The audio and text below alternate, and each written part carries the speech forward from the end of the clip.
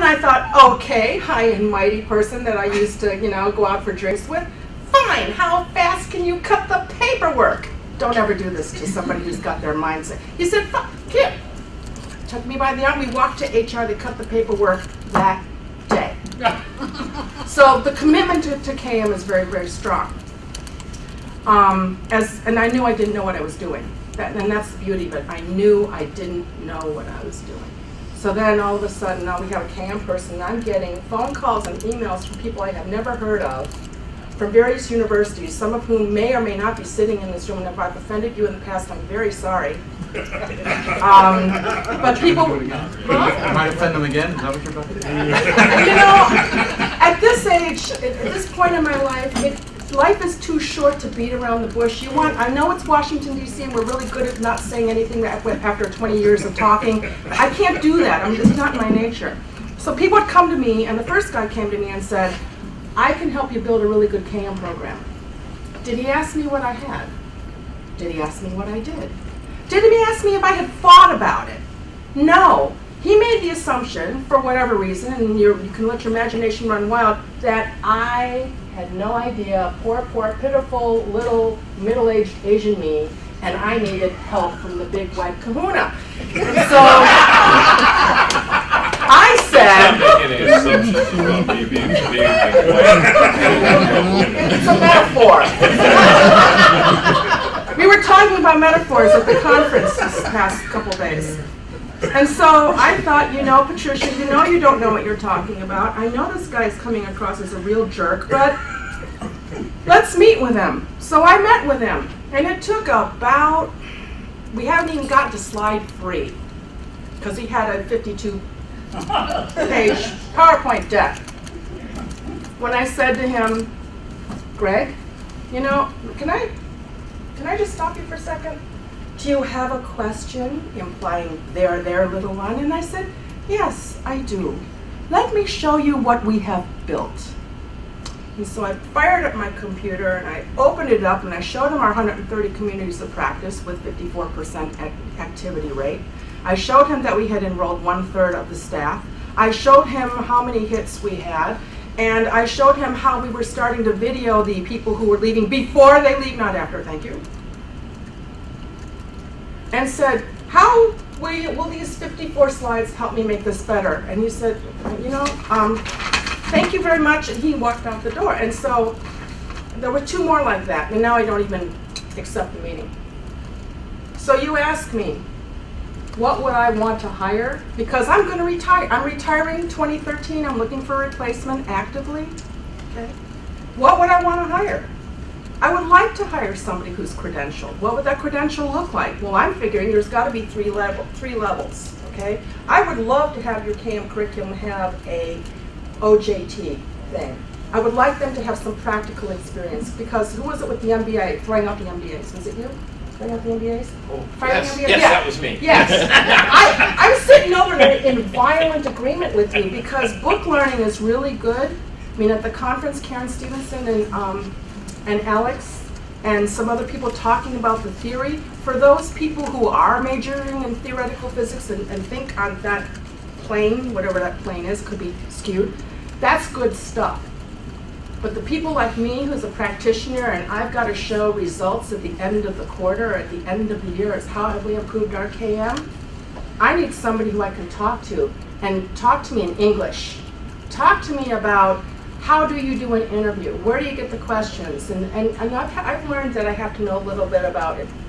It's going to be a cross-disciplinary thing. You're going to have some people with IT, with healthy skepticism. I never met a vendor I won't talk to. You have to have somebody who understands how people think. Gene, in the session that I was in, he did this phenomenal thing about metaphor and how people think. And what's the difference between Fear Elise when you're playing it on the computer versus hearing an orchestra play it? It was a fantastic talk, and it's on the website somewhere.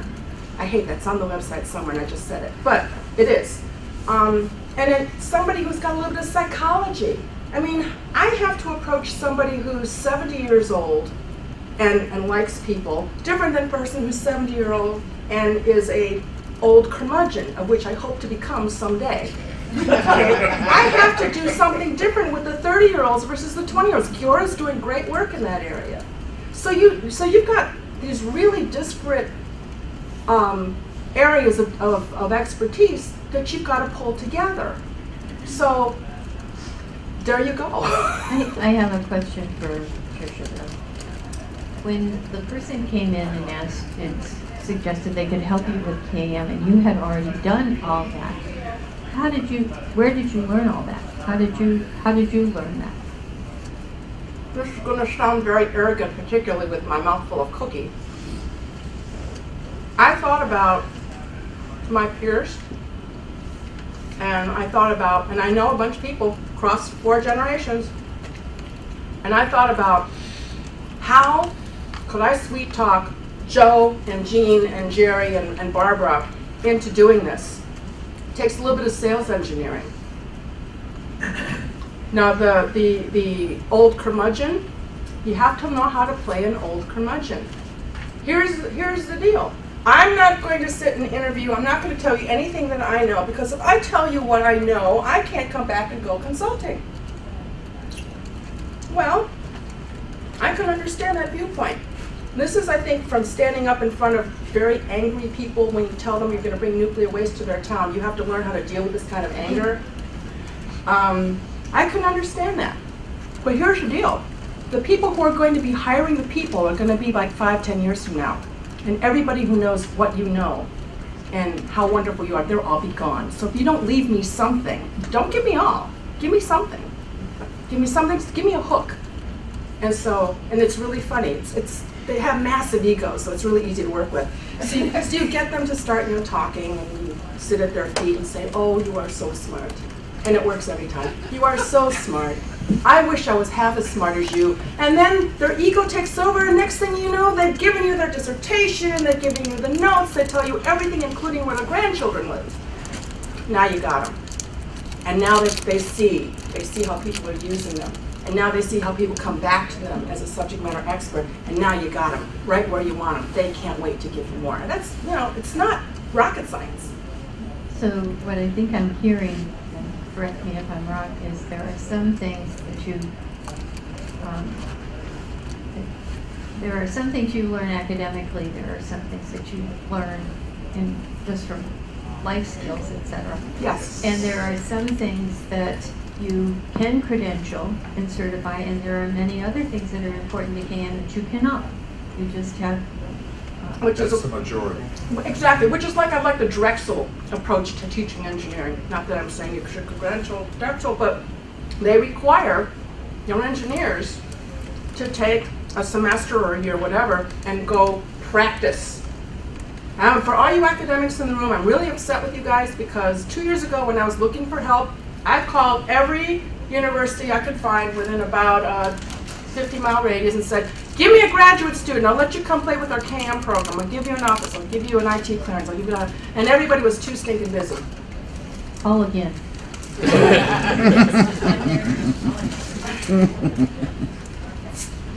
Thank you. Can I leave now? No, we just let you catch up on question 1. Okay. Question 1. All right. So can we go back to? You didn't read your homework.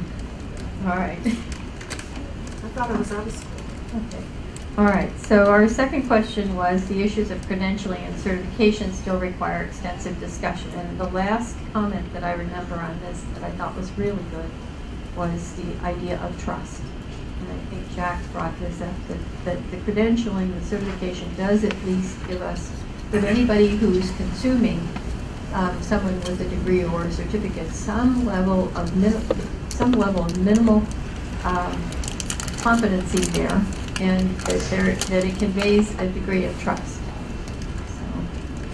So. Well, I want to tack on to something that she just said, and because I completely agree. As I've been exploring KM education, and actually, I believe in eating your own cooking, so I've actually signed up for courses by various providers, and one of the things that has disturbed me is the lack of true practitioner background for many of the people teaching this stuff.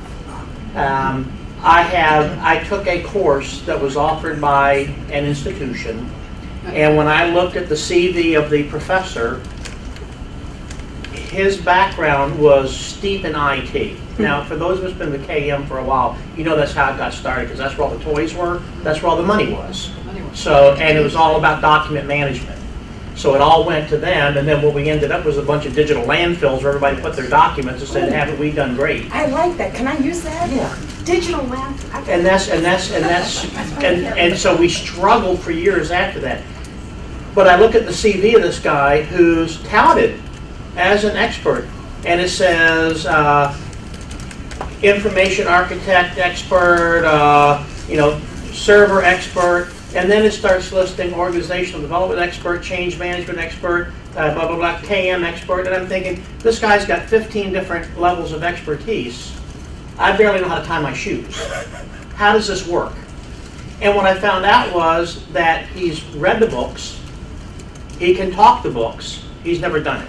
Not really. He hasn't been in your position where somebody says, we've got squat, make it into something, and then the struggles that you have to go through to try and figure all this out. So I think it may be this may go in the too hard pile, but maybe one of the things, if we're going to somehow credential our practitioners, maybe part of the program is to go to what you're talking about is, Douglas has them for a week, and then they have to go out for 6 months or a year and do stuff, and they have a deliverable at the end that they come back for another week and explain what they've done, the practical side of it, so it can be critiqued, held up to light, peer-reviewed, all those big words that we use in educational facilities, and then we can say, okay, this person now has the chops, they've done some stuff, even if it didn't work, that's okay too, but now you've got some experience behind you, and then you can go forward.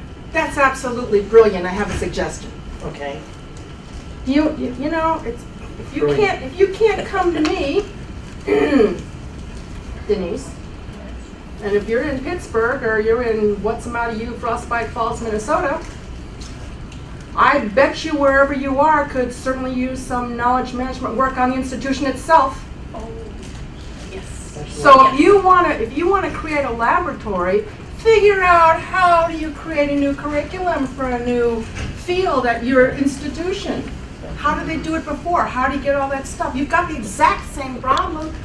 Physician heal thyself. Right. Start there. We actually are doing It's that. not on. I did it. We actually. You want this one? No. We actually. I don't need it. We actually are doing that again. We have partnered with different executives throughout the organization, and we're assigning our graduate students to work with it to the point now where our CIO has actually funded 3 GAs because they're very much integrated into the workflow.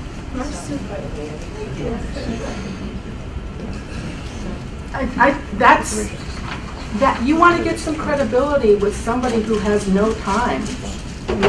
Show that you did something. Another place that's good for fodder is your professional associations. They change presidents, every year, every 2 years? You're not going to tell me there's no KM problems there? If you want to get some credibility, do something. Don't talk about it. Do something. So can I follow up on I'm sorry. But I'm thinking maybe we have just added another dimension to Doug's model here, which is for each one of these steps, there are probably multiple objects that we need to think about certifying or credentialing. The teachers, the curriculum, etc. So many different things have to be evaluated.